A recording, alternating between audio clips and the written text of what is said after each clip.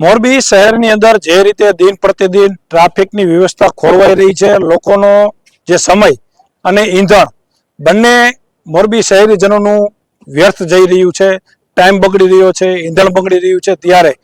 છેલ્લા ઘણા સમયથી રવાપર ચોકડી ઉપરથી લઈ અને વર્ધમાન ચોકડી સુધી બેફામ રીતે જે વાહન ચાલકો દ્વારા દાદાગીરી પૂર્વક ત્યાં રોડ ઉપર ટ્રાફિક સમસ્યા સર્જાય રીતે વાહનો પાર્ક કરવામાં આવે છે। આવી જ સમસ્યા ઉમિયા સર્કલથી લઈ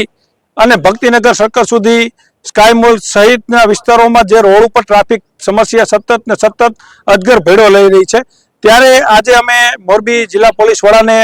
આ બાબતે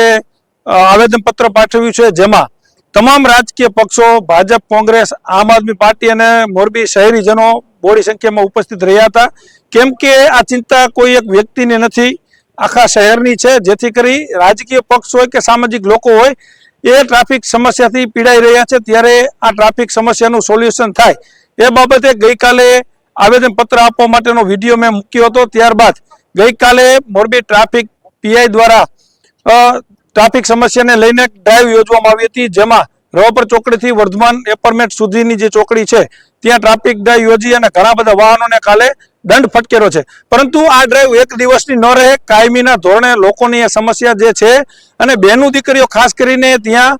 શોપિંગ મોલ છે, ત્યાં ખરીદીમાં જતી હોય છે, ત્યાં જે લુખા તત્વો હોય છે, આવારા લોકો હોય છે, તે ત્યાં અડીંગો જમાવી રોડ ઉપર બાઇક ગાડીઓ પાર્ક કરી અને બહેનો દીકરીઓની છેડતીના જે બનાવ ન બને આગામી દિવસોમાં એની તકેદારીના ભાગરૂપે આજે અમે અત્યારે સાહેબ શ્રીને આવેદન પાઠવ્યું છે।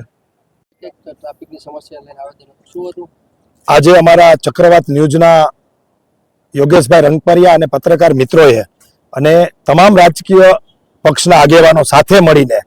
એક આવેદનપત્ર ટ્રાફિકને લઈને આપ્યું છે। રવાપર ચોકડી ઉપર ખૂબ મોટો ટ્રાફિક અત્યારે થઈ રહ્યો છે, એના માટે તંત્ર અને ટ્રાફિક શાખા જાગે। માત્ર રવાપર રોડ ઉપર નહીં, ઉમિયા સર્કલથી લઈ અને પાડાપુલ સુધી મોરબીની અંદર તમે સવારમાં નીકળી ના શકો એ હાલત છે। કચ્છ હાઈવે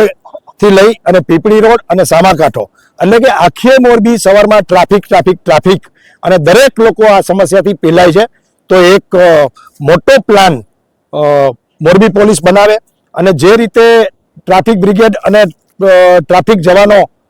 ડ્યુટી કરે છે એમાં પણ સમય વધારવાની જરૂર છે, કારણ કે મોરબીમાં સિરામિક ઉદ્યોગના કારણે ઉદ્યોગપતિઓ ખૂબ વહેલા આ ધંધા ઉપર જતા હોય છે। એના કારણે સવારમાં 7:30 થી સ્કૂલ, કોલેજ અને ઉદ્યોગપતિઓ, તો 7:30 થી જ જો ટ્રાફિક બ્રિગેડના જવાનો ત્યાં ડ્યુટી કરે તો ટ્રાફિકમાં કંઈક શાંતિ થાય એમ છે। બાકી 9 વાગે ડ્યુટી ઉપર લાગે તો સ્વાભાવિક છે કે ટ્રાફિકની સમસ્યા રહેવાની છે। એટલે ઝડપથી એસપી સાહેબ, કલેક્ટર સાહેબ જાહેરનામું બહાર પાડે, ભારે વાહનોને પ્રતિબંધ કરે અને ટ્રાફિક માટે જે કંઈ કરવું પડે એ કરવા તૈયાર છે। તમામ રાજકીય પક્ષો, તમામ પત્રકાર મિત્રો, મોરબીના બુદ્ધિજીવી વર્ગ અને સાથે સાથે તંત્ર પણ અને પ્રજા પણ આ કામમાં સહયોગ આપવા તૈયાર છે। તો આજે આવેદનપત્ર આપીને તંત્રને એટલી વિનંતી કરીએ છીએ કે ઝડપથી મોટો એક્શન પ્લાન બનાવી અને આ ટ્રાફિકની સમસ્યાનું નિવારણ કરે। સત્તાધારી પક્ષ અને મિનિસ્ટર અને ધારાસભ્યો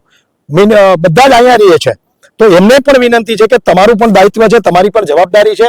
તમે ઝડપથી ઓવરબ્રિજ અને